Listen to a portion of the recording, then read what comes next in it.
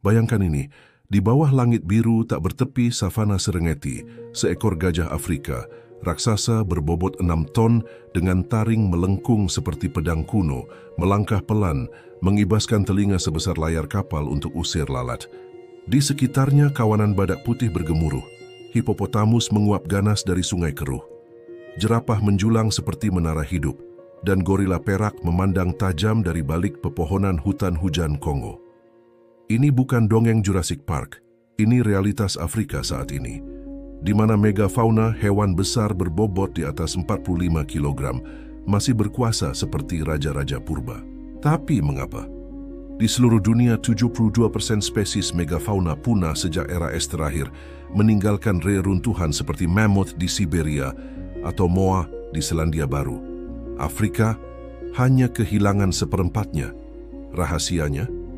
Bukan keberuntungan, tapi sebuah tarian kematian dan kelahiran yang dimulai jutaan tahun lalu, di mana manusia dan binatang raksasa saling membentuk satu sama lain.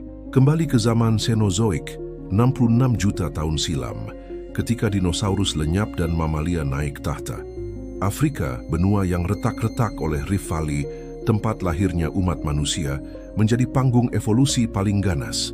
Di Paleotropis, Afrika Sub-Sahara dan Asia Tropis, hominin awal seperti Australopithecus dan Homo erectus sudah berburu sejak 2 juta tahun lalu.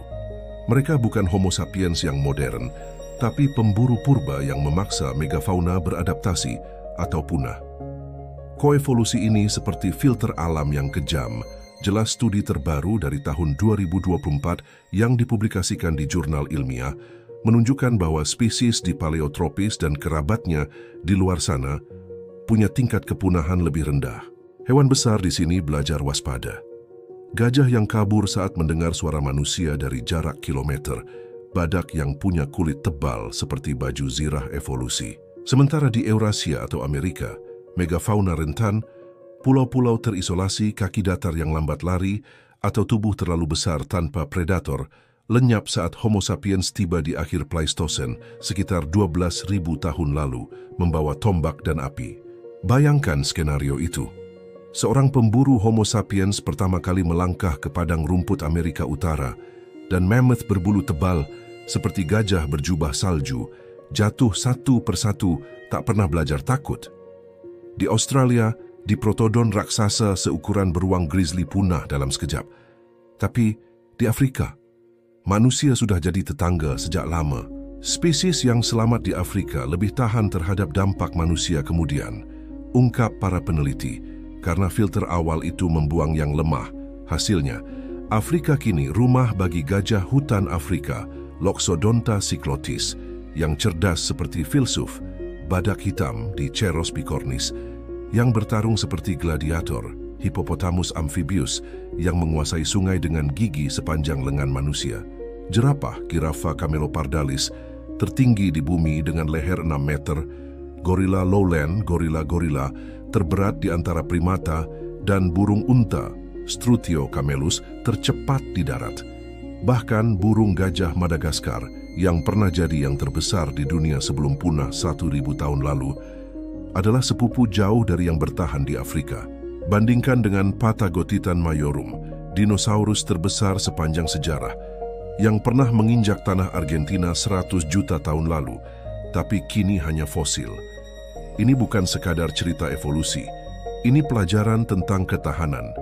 Afrika, dengan keragamannya yang meledak, hotspot biodiversitas seperti Delta Okavango, menjadi benteng terakhir megafauna karena koevolusi itu.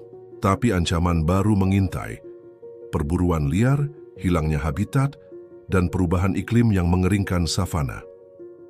Afrika menunjukkan keunggulan evolusi unik, tegas para ahli, di mana interaksi manusia-binatang menciptakan spesies yang lebih resilien. Jika kita belajar dari savana abadi ini, melindungi bukan hanya mengagumi, mungkin raja-raja raksasa itu takkan jadi legenda. Di bawah matahari Afrika yang membara, denyut nadi bumi masih berdetak melalui langkah gajah, mengingatkan kita, kelangsungan hidup bukan soal ukuran, tapi soal adaptasi bersama musuh terbesar kita sendiri, manusia. Siapa tahu, savana ini adalah cermin masa depan kita semua.